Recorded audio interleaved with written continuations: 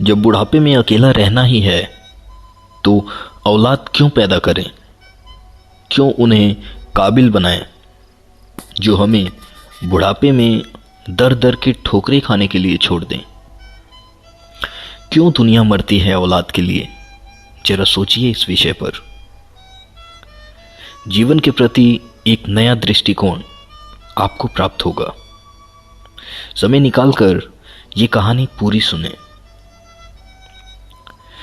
हमेशा की तरह मैं आज भी परिसर के बाहर बैठे भिखारियों की मुफ्त स्वास्थ्य जांच में व्यस्त था। स्वास्थ्य जांच और फिर मुफ्त मिलने वाली दवाओं के लिए सभी भीड़ लगाए कतार में खड़े थे। अनायास सहज ही मेरा ध्यान गया एक बुजुर्ग की तरफ जो करीब ही एक पत्थर पर बैठे हुए थे। सीधी नाक, घुंघराले बाल, निस्तेज आंखें, जिस्म पर सादे लेकिन साफ सुथरे कपड़े। कुछ देर तक उन्हें देखने के बाद मुझे यकीन हो गया कि वो भिखारी नहीं हैं। उनका दायां पैर टखने के पास से कटा हुआ था और करीब उनकी वैसाखी रखी हुई थी।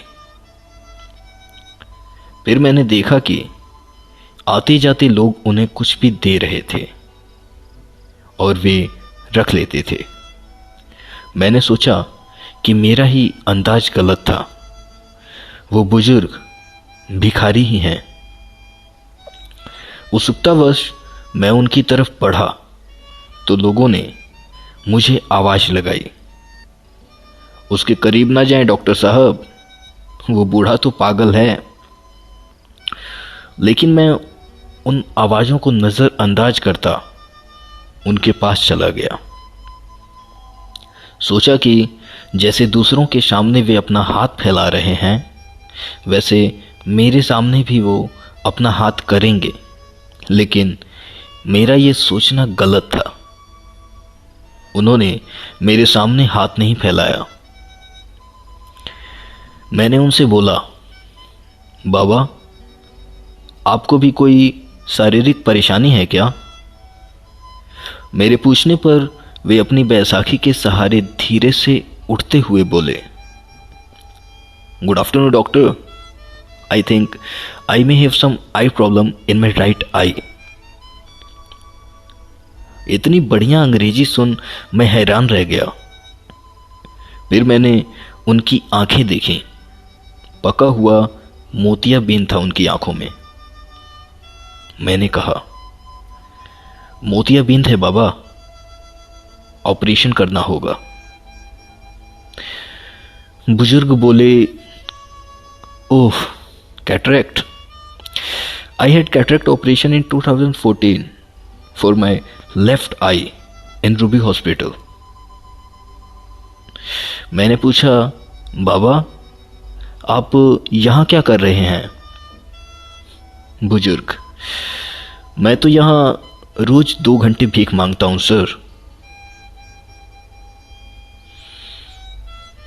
मैंने जवाब में, ठीक है, लेकिन क्यों बाबा? मुझे तो लगता है आप बहुत पढ़े लिखे हैं। बुजुर्ग हंसते हुए बोले, पढ़े लिखे? मैंने कहा, आप मेरा मजाक उड़ा रहे हैं बाबा।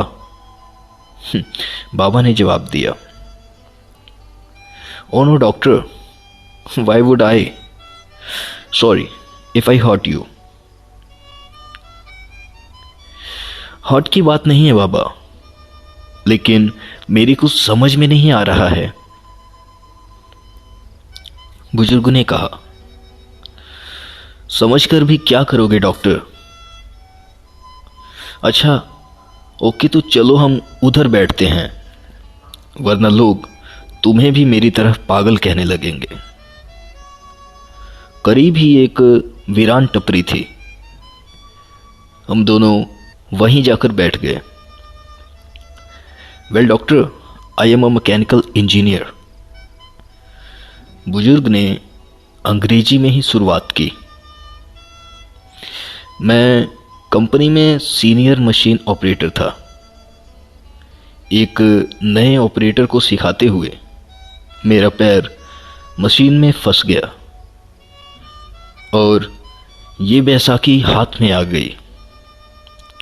कंपनी ने इलाज का सारा खर्च किया और बाद में कुछ रकम और सौंपी और मुझे घर पर बिठा दिया, क्योंकि लंगड़े बैल को कौन काम पर रखता है सर।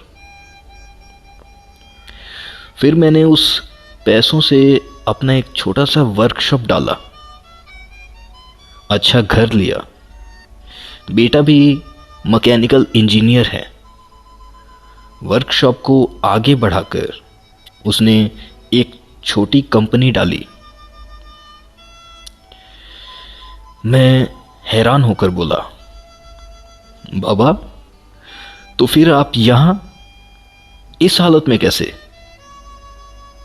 बुजुर्ग ने बोला, मैं किस्मत का शिकार हूं सर। बेटे ने अपना बिजनेस बढ़ाने के लिए कंपनी और घर दोनों बेच दिए। बेटे की तरक्की के लिए मैंने भी कुछ नहीं कहा। सब कुछ बेच बाच कर वो अपनी पत्नी और बच्चों के साथ जापान चला गया और हम जापानी गुड्डे गुड़िया यहां रह गए। ऐसा कहकर बाबा हंसने लगे।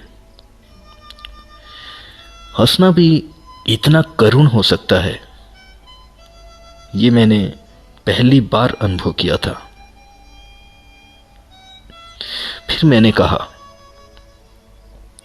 लेकिन बाबा आपके पास तो इतना हुनर है कि जहां लात मारें वहीं पानी निकाल दें। अपने कटे हुए पैर की ओर देखते हुए उस बुजुर्ग बाबा ने कहा, लात कहां और कैसे मारूं, बताओ मुझे। बाबा की बात सुन मैं खुद भी शर्मिंदा हो गया था। मुझे खुद बहुत बुरा लगा। मैं बोला, बाबा आज भी आपको कोई भी नौकरी मिल सकती है, क्योंकि अपने क्षेत्र में आपको इतने सालों का अनुभव जो है। बाबा ने कहा, यस डॉक्टर, और इसी वजह से मैं एक वर्कशॉप में काम करता हूं। 8,000 रुपये तनख्वाह भी मिलती है मुझे। मेरी तो कुछ समझ ही नहीं आ रहा था। मैं बोला, तो फिर आप यहां कैसे? बुजुर्ग, डॉक्टर, बेटे के जाने के बाद मैंने एक चौल में एक टीन की छत वाला घर किराए पे लिया। वहां मैं और मेरी पत्नी दोनों रहते हैं। उसे पैरालिसिस है, उठ बैठ भी नहीं सकती। मैं 10 से 5 नौकरी करता हूं। शाम 5 से 7 इधर भीख मांगता हूं और फिर घर जाकर तीनों के लिए खाना बनाता हूं। आश्चर्य से मैंने पूछा, बाबा अभी तो आपने बताया कि घर में आप और आपकी पत्नी हैं, फिर ऐसा क्यों कहा कि तीनों के लिए खाना बनाते हो? बाबा ने जवाब दिया,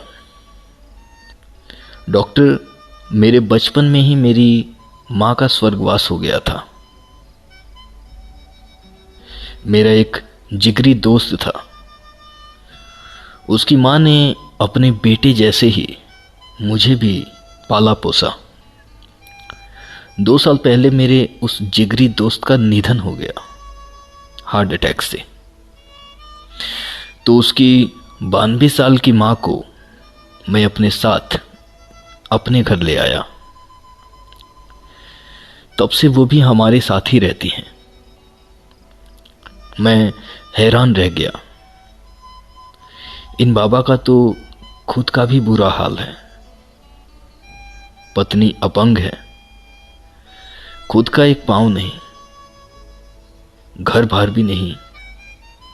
जो था वो बेटा बेचकर चला गया, और ये आज भी अपने मित्र की मां का देखभाल कर रहे हैं। कैसे जीवट इंसान है ये। कुछ देर बाद मैंने सामान्य स्वर में पूछा, बाबा, बेटा आपको रास्ते पर ले आया, ठोकरें खाने को छोड़ गया, आपको गुस्सा नहीं आता क्या उस पर?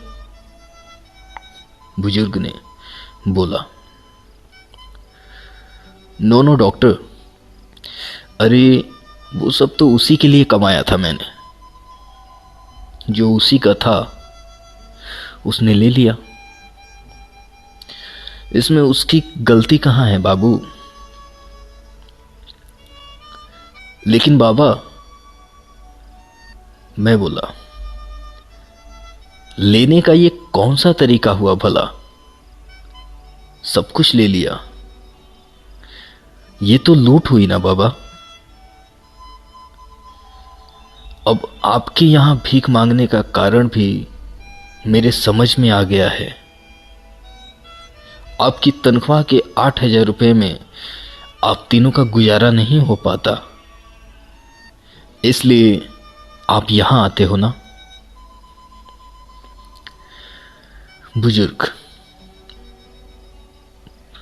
No, you are wrong doctor. 8,000 रुपए में सब कुछ मैनेज कर लेता हूं, लेकिन मेरे मित्र की जो मां है, उन्हें डायबिटीज और ब्लड प्रेशर दोनों है। उनकी दवाइयां मैनेज नहीं हो पाती। मैं 2 घंटे यहां बैठता हूं, लेकिन भीख में पैसों के अलावा कुछ भी स्वीकार नहीं करता। मेडिकल स्टोर वाला उनकी महीने भर की दवाएं मुझे उधार दे देता है, और यहाँ 2 घंटों में जो भी पैसे मुझे मिलते हैं वो मैं रोज मेडिकल स्टोर वाले को दे देता हूँ। मैंने अपलक उन्हें देखा और सोचा, इन बाबा का खुद का बेटा इन्हें छोड़कर चला गया है, और ये खुद किसी और की मां की देखभाल कर रहे हैं। मैंने बहुत कोशिश की, लेकिन खुद की आंखें भर जाने से नहीं रोक पाया।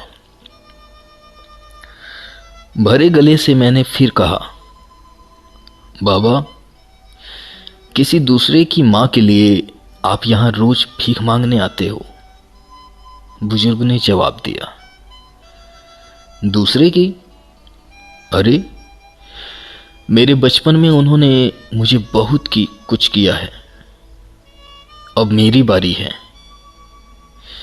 मैंने उन दोनों से कह रखा है कि 5 से 7 मुझे एक और काम मिला है। मैं मुस्कुराया और बोला, और अगर उन्हें पता लगा कि 5 से 7 आप यहां भीख मांगते हो तो? बुजुर्ग, अरे कैसे पता लगेगा, दोनों तो बिस्तर पर हैं। मेरी हेल्प के बिना वे करवट भी नहीं ले पाती। यहां कहां तक आ पाएंगे वो दोनों? बाबा की बात पर मुझे भी हंसी आई,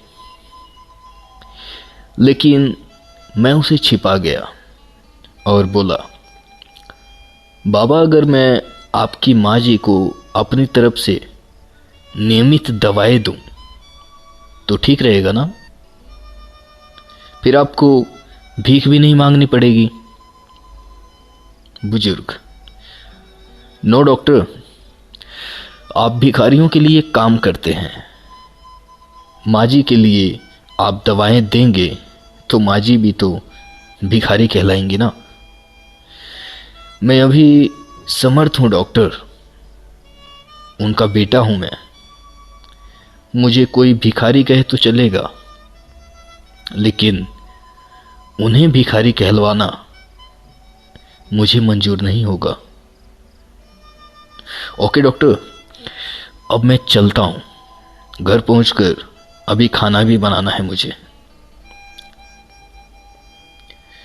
मैंने निवेदन स्वरूप बाबा का हाथ अपने हाथ में लिया और बोला, बाबा, भिखारियों का डॉक्टर समझकर नहीं, बल्कि अपना बेटा समझकर मेरी दादी के लिए दवाएं स्वीकार कर लीजिए। अपना हाथ छुड़ाकर बाबा बोले, डॉक्टर, अब इस रिश्ते में मुझे मत बांधो प्लीज। एक गया है हमें छोड़कर। आज मुझे स्वप्न दिखाकर कल तुम भी छोड़ जाओगे। अब सहन करने की मेरी ताकत भी नहीं है बाबू।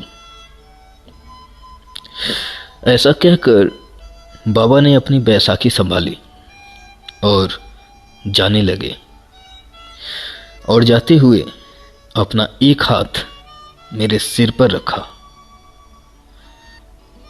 ममतामयी आवाज में बोले, अपना ध्यान रखना मेरे बच्चे। शब्दों से तो उन्होंने मेरे द्वारा पेश किए गए रिश्ते को ठुकरा दिया था, लेकिन मेरे सिर पर रखे उनके हाथों के गर्म स्पर्श ने मुझे बता दिया था। मन से उन्होंने इस रिश्ते को स्वीकार लिया था। उस पागल कहे जाने वाले मनुष्य की पीठ फेरते ही मेरे हाथ अपने आप प्रणाम की मुद्रा में उनके लिए जुड़ गए थे। हमसे भी दुखी दुखी लोग हमारे आसपास मौजूद होते हैं।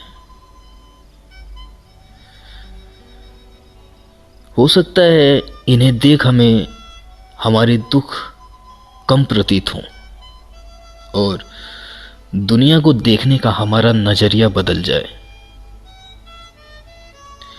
हमेशा अच्छा सोचें, हालात का सामना करें। कहानी से कुछ प्रेरणा मिले तो जीव मात्र पर दया करें और अपने से बड़ों का